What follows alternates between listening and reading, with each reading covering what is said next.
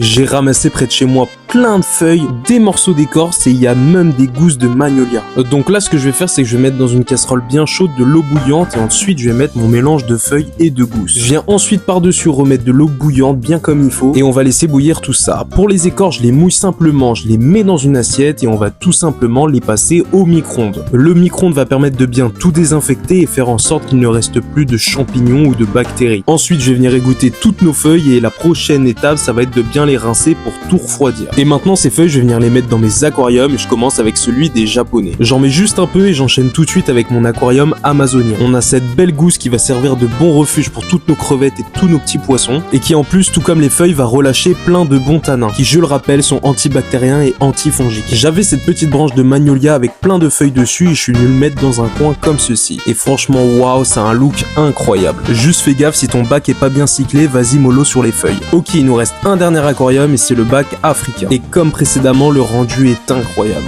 Mais je vais pas seulement m'arrêter aux aquariums, je vais venir en mettre aussi dans les bacs de mes cloportes. Et pour eux, c'est super utile tout simplement parce que c'est des détritivores. Donc ces feuilles et ces écorces vont servir à la fois de cachette mais aussi de nourriture naturelle. Psst.